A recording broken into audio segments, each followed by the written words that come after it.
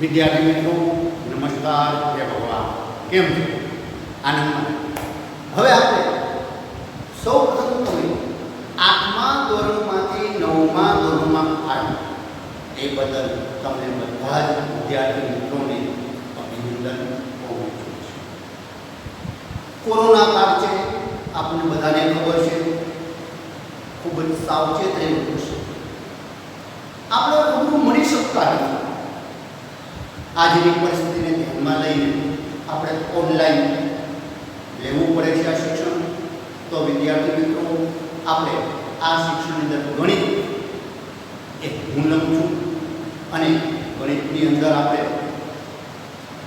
જોતા હોય છે કે ગણિત વિદ્યાર્થી મિત્રો એવું છે કે ઘણા વિદ્યાર્થી મિત્રો મને સર મને ગણિત સમજાતું નથી.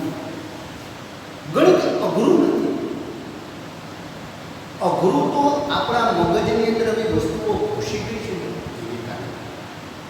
તમે મોબાઈલ બેઠા હો છો, ઘણી બધી વસ્તુઓ ડિલીટ કરો છો, તો આવા વિચારો છે ને એને પણ ડિલીટ કરી નાખો. ગણિત અઘરો નથી. ગણિત ખૂબ જ સહેલું છે. યાદ રાખજો મિત્રો, ગણિત વિષય ખૂબ જ સહેલું છે. ગણિતનો અર્થ થાય છે ગણન કરવું, યાને ગણતરી કરવી. જિંદગીની અંદર આપણે હર હંમેશા ગણતરી કરતા જ હોઈએ છીએ. કોઈ વસ્તુ ખરીદી કરવા જાઓ, ગણતરી થાય. શાકભાજી લેવા જાઓ, પ્રોવિઝન સ્ટોરમાં લેવા જાઓ, બહાર ફરવા જાઓ છો, તમે મેળામાં જાઓ છો, તો જુઓ બધે ઠેકાણે પૈસાની ગણતરી થાય છે. આ ગણતરી યાને કે ગણવાનું. તો આ ગણવાનું છે. વ્યવહારની અંદર છે બધા જ દાખલાઓ. ગણિત આખું એ વ્યવહારની અંદર આવેલું છે. ગણિતનું એક પણ ચક્ર એવું નથી કે તમને જિંદગીમાં ક્યારેય ઉપયોગમાં નથી આવતું. આ આપણને જાણતા નથી. બાકી ગણતરી તો હોય જ છે. એ પછી ચાહે બીજગણિત હોય, અંકગણિત હોય કે ભૂમિતિ હોય. ભૂમિતિ પણ આપણને કામમાં આવે છે. યાદ રાખજો મિત્રો, વ્યવહારની અંદર બીજગણિત આ ભૂમિતિ છે એ ઉપયોગમાં આવે છે. કેમ નહીં? તમે 8મા ધોરણમાં ભણી ગયા છો. વિજય સરે ખૂબ સરસ રીતે તમને સમજાવેલું છે કે ભૂમિતિની અંદર ખૂણાઓ, બાજુઓ, આવી વસ્તુઓ આપણે શીખ્યા છે. તો મિત્રો ખરેખર છે જ વાસ્તવિકતા છે. કેમ નહીં? ખૂણાઓની વાત કરીએ તો આપણે જો તમારા ઘરની અંદર જે રૂમ છે એ 4 રૂમના ખૂણાઓ જો કાટખૂણાઓ છે. કડીઓ છે એ મકાન બનાવતો હોય છે. ત્યારે તમે ક્યારે જોયું છે કે એ કાટખૂણું, લોખંડનું કાટખૂણું લઈ અને બેલા છે એ ઘડતો હોય છે. તો એ કાટખૂણું જે જોયો તમે બરોબર માર્ક કરો 90 શું છે યાની કે કાટખૂણું. એટલે તમને કે આપણને ખબર નથી કે આપણે આ ભૂમિતિનો ઉપયોગ કરીએ છીએ, અંકગણિતનો ઉપયોગ કરીએ છીએ, બીજગણિતનો ઉપયોગ કરીએ, એ આપણને ખબર પડતી નથી. બાકી વ્યવહારની અંદર તો ભણાય જ છે. તો ચાલો મિત્રો, આપણે આજે આ જ ગણતરી કરીએ છીએ સંખ્યા પદ્ધતિ. સંખ્યા પદ્ધતિની જો સૌપ્રથમ વાત કરવામાં આવે તો મિત્રો એ તમને સૌપ્રથમ સંખ્યા રેખા ઉપર લઈ જાય. આ એક સંખ્યા રેખા છે. આ બધું તમે ભણી ગયા છો પ્રાથમિક અંદર, એની જ માહિતી આપું છું. સંખ્યા રેખાની અંદર આપણને ખબર છે વચ્ચેના ભાગમાં શૂન્ય, ડાબી બાજુ આપણે ઋણ યાની કે માઈનસ લખીએ છીએ. એ જ રીતે જમણી બાજુ આપણે ધન સંખ્યાઓ લખીએ છીએ. તો મિત્રો જો આ ધન સંખ્યાઓ અને ઋણ સંખ્યાઓની જો વાત કરું તો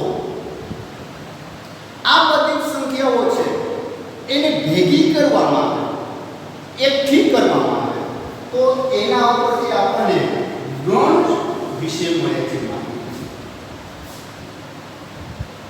સૌપ્રથમ પ્રશ્ન એ થાય કે ગણ એટલે શું? ગણ એટલે સમૂહ, જૂથ, સમૂહ અથવા યાદ રાખો મિત્રો, ટોળું નહીં. ટોળું અને સમૂહમાં અથવા જૂથમાં ઘણો ફેર છે. જેમ તમે ક્રિકેટ રમવા જાઓ છો તો 11ની ટીમ હોય છે, એ તમારું જૂથ અને કોઈ તોફાન થયું હોય અને ત્યાં જે ટોળા નીકળી પડતા હોય છે, જુઓ આ બેની અંદર ઘણો ફેર છે. એટલે જ સમૂહ યાની કે જૂથ અને ટોળું એ અલગ. આના ઉપરથી જ આપણા એક ભગવાનનું નામ આવેલું છે ગણપતિ. ગણ યાની કે સમૂહ અથવા જૂથ, પતિ એટલે નાયક યાની કે જેમ આપણે ક્રિકેટમાં કેપ્ટન હોય, કબડ્ડીમાં દરેક રમતની કેપ્ટન હોય છે, એમ આમાં પણ એક કેપ્ટન છે, એટલે કે એનું નામ છે ગણપતિ. તો મિત્રો ચાલો આપણે ગણ વિશેની વાત કરીએ. એક ગણની જો વાત કરીએ મિત્રો આપણે, તો ગણના જે પ્રકારો છે એને વિશે હું તમને બધા માહિતી આપી દઉં. ગણ, પહેલો ગણ છે એન ગણ. એન યાની કે ધન પૂર્ણાંક. ધન પૂર્ણાંક કઈ સંખ્યાઓ તો એને કૌંસમાં નહીં આપે. 1 2 3 4 એમ તો મિત્રો તમે લેતા જાઓ તો અનંત સુધી આ સંખ્યાઓ આવે છે. આ સંખ્યાઓને આપણે એક ગણમાં બતાવીએ છીએ. આ એક ગણ છે. હવે આમાં જે બીજો ગણ છે એ આપણે એન પછી ડબલ 2 3 4 એમ આપણે લેતા જઈએ તો દરેક ગણની અંદર એક પછી એક ગણ આપણે જોઈએ. સૌપ્રથમ તમે એક લીધો, એમ ઘન સંખ્યા યાની કે પ્રાકૃતિક. ફરીથી પ્રાકૃતિક એટલે શું તો એ આપણને ખબર હોવી જોઈએ. પ્રાકૃતિક યાની કે પ્રકૃતિની અંદર જે વસ્તુ ગણી શકાય એવી સંખ્યાઓ. પ્રકૃતિ કુદરતની અંદર આપણને ખબર છે કે 1 2 3 4 ગણી શકીએ છીએ. કુદરત ક્યારે આપણે ઋણ અથવા અધૂરી વસ્તુ આપતા નથી.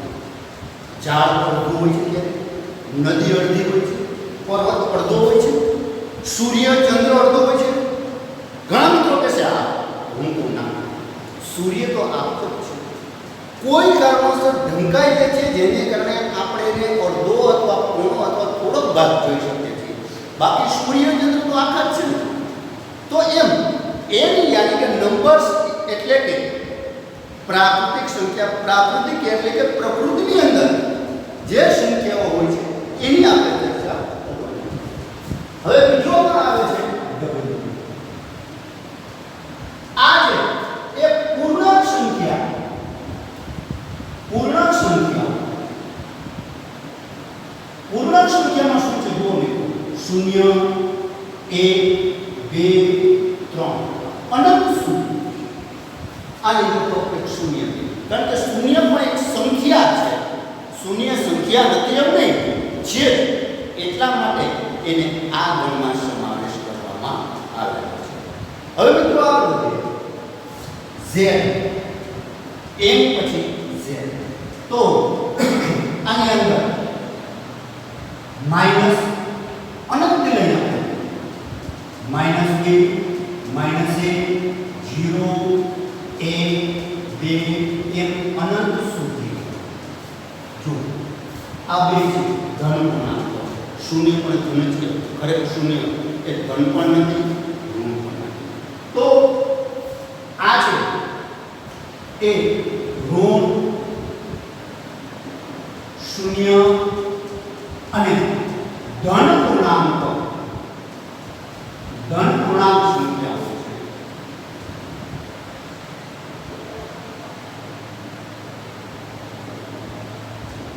એવી રીતે આ ફક્ત ધન પૂર્ણાંક છે.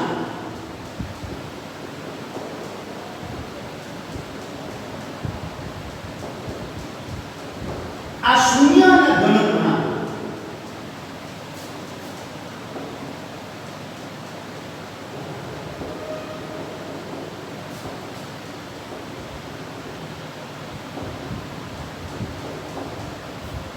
જો એક પછી એક સ્ટેપ વધતું ગયું. પહેલા ગણમાં 1 છે, બીજા ગણમાં 2, ત્રીજા ગણમાં 3. હવે ચોથો ગણ આવે છે પેલો n w z q.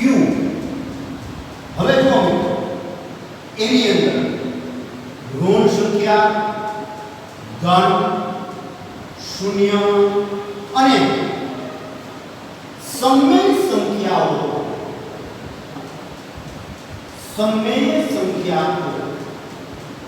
આ બધી સંખ્યાઓ છે એનો આની અંદર સમાવેશ કરવામાં આવેલો છે. તમને એક વસ્તુમાં આશ્ચર્ય થશે કે સર એક સમય સંખ્યા, સમય શું છે?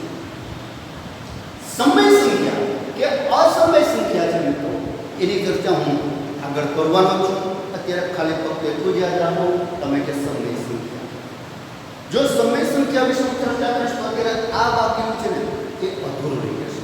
એટલે સમય અને અસમય વિશેની હું તમને માહિતી આપવાનો છું. બરોબર છે? હવે આગળ વધીએ આપણે. પાંચમું છે એ આર ગણ.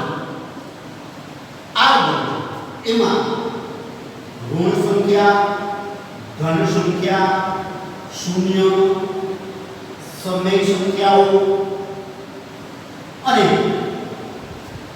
અસમય સંખ્યાઓ એનો સમાવેશ કરવામાં આવે છે. જો પહેલામાં 1, બીજામાં 2, જોતા ત્રીજામાં 3, ચોથામાં 4 અને પાંચમામાં 5. હવે આ જ બધી વસ્તુઓ આવી ગઈ છે આપણે એમાં. તો શું કરવું હવે આપણે એ પણ વિચારવાનું છે. તો સમય સંખ્યાઓ છે એ પણ આવે છે, અસમય પણ આવે છે મિત્રો. હવે તમને એક બીજો દાખલો આપું છું. બહુ મજા આવે એવો દાખલો છે અને બતાવું છું આના વિશે. હા, એક પરીક્ષા નહીં પણ આપણી દ્રષ્ટિએ જુઓ. a w z q r n ગણમાં n ઉપગણ, w ઉપગણ, z ઉપગણ, q ઉપગણ, r. આનો અર્થ જોઈએ. n ઉપગણ w यानी कि W ની અંદર n ગણનો સમાવેશ થાય છે. જુઓ, W ની અંદર n ગણના તમામ સભ્યો W માં. હવે આ વસ્તુ W ઉપગણ Z, તો W ના તમામ સભ્યો Z ગણમાં આવી જાય. જુઓ, શૂન્ય અને ધન ગણ, તો શૂન્ય અને ધન ગણ છે. એવી રીતે તમે જુઓ કે Z ઉપગણ Q, તો Z ના તમામ સભ્યો Q ગણમાં આવી ગયા છે. તો જુઓ, ઋણ, શૂન્ય અને ધન, ઋણ, શૂન્ય અને ધન છે. ઉલટું કરશો તો નહીં થાય. Q ના બધા સભ્યો Z માં નથી, કારણ કે Q ની અંદર સમય છે અને જો સમય તો એ વિધાન ત્યાં ખોટું પડે છે. હવે આ છે જો Q ઉપગણ આ Q ના તમામ સભ્યો આ ગણમાં છે. જો Q ના ઋણ, ધન, શૂન્ય અને સમય, ઋણ, ધન, શૂન્ય અને સમય છે એ અસમય વધારે છે. એટલે કે આ 5 ગણમાં જો સૌથી મોટામાં મોટો ગણ હોય ને તો R ગણ છે. R ગણ સૌથી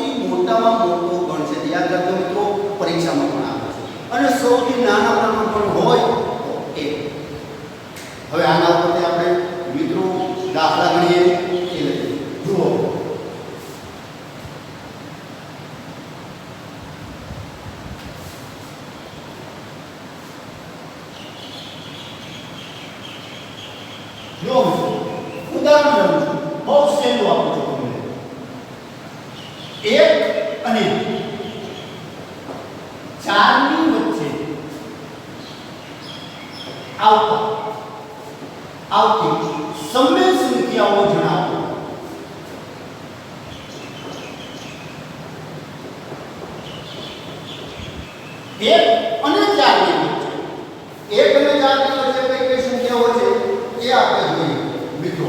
તો 1 અને 4 ની વચ્ચે તો આપણે દાખલો કઈ રીતે ગણશું એ જ રાખી શકીએ. આમાં શું કરું? આ તો પૂર્ણાંક ને બહુ સહેલો છે. હવે પ્રથમ સમય સંખ્યા પહેલો જવાબ શું આવે? પ્રથમ સમય સંખ્યા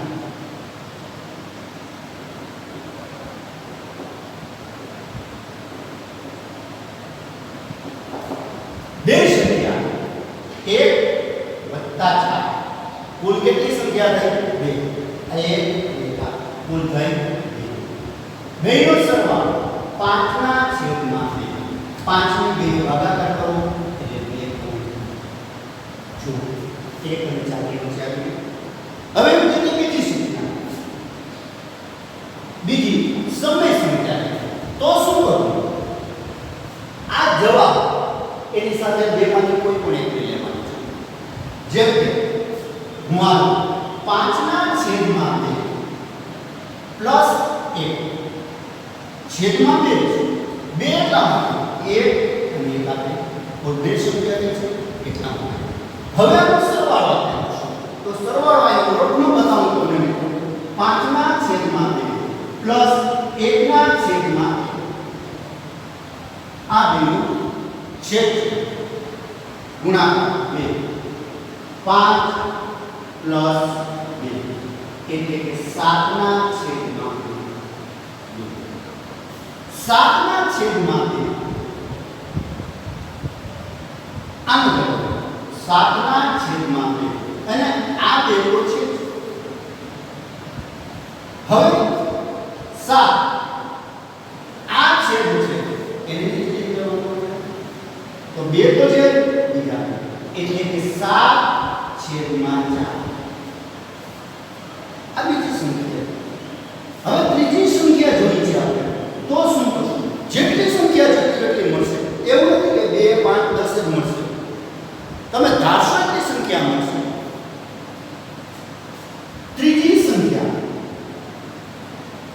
ત્રીજી સમય સંખ્યા એ જોઈએ તો આ 5 તૃતીયાંશ છે એની સાથે હવે આપણે 4 છેદમાં તો 2 જ આવશે. હવે આનો સરવાળો 5 ના છેદમાં 2 પ્લસ 4 2 5 પ્લસ 8 यानी कि 13 ના છેદમાં 2 તો ઉપર આવશે 13 છેદમાં 2 यानी कि 13 છેદમાં 2 ગુણ્યા 2 તો 13 ના છેદમાં 4 આવશે. હવે આપણે તો શું કરવું સમજાવું છું. આ બે સંખ્યાનો સરવાળો પણ લઈ શકાય, આ બે લઈ શકાય, આ બે લઈ શકાય. કોઈ પણ બે નહીં. તમારી પાસે જો હવે ઘણી બધી સંખ્યાઓ આ 1 આ 2 આ 3 4 અને 5 આ 5 સંખ્યા થઈ છે. 5 માંથી કોઈ પણ બે સંખ્યાનો સરવાળો તમે કરો તરત જ મળશે સમય સંખ્યા. તો મિત્રો તમે આ જોશો તો સમય સંખ્યાઓ છે કોઈ પણ બે સંખ્યાઓની વચ્ચે અનંત સમય સંખ્યાઓ મળે છે. તો હજી પણ સમજાવું છું આ કઈ રીતે અને હું શું કહેવા માંગુ છું. માની લો કે 1 અને 4 ની વચ્ચે સંખ્યાઓ હોય તો 1 પછી માની લો 1.01 1.02 1.03 આ રીતે જો તમે લેતા જાઓ તો 4 સુધી છેલ્લે અંદર લેવું હોય મારે કે 3.99 અને 4 ઘણી બધી સંખ્યાઓ મળે છે. તો આ સંખ્યાઓની વાત કરીએ જો તમે કેલ્ક્યુલેટરમાં કરી લો 5 ના છેદમાં 2 છે 2.5 પાણી તો વચ્ચે આવે છે. પછી 7 ના છેદમાં 4 એટલે કે 1.3 यानी कि 1.75 જેવું થાય તો યાની અંદર એવી રીતે 13 છે એ તમે જુઓ તો 3.25 થાય છે તો 3.25 એ પણ આની વચ્ચે આવી છે. આ બધી આવે છે નથી આવતી. તો ચાલો મિત્રો અહીંયા આપણે હવે તમને હોમવર્ક આપું છું. આ હોમવર્ક છે એની માટે તમારે એક સ્પેશિયલ નોટ બનાવવાની છે ખાસ નોટ. અને આ નોટ છે એ બનાવી અને પાછા જ્યારે તમે સ્કૂલે આવો ત્યારે એને બતાવવાની છે. આ હોમવર્કનું તમને આપું છું. હોમવર્કની નોટ બતાવી ફરજિયાત છે. તો મિત્રો હવે હોમવર્ક આપું છું તમને.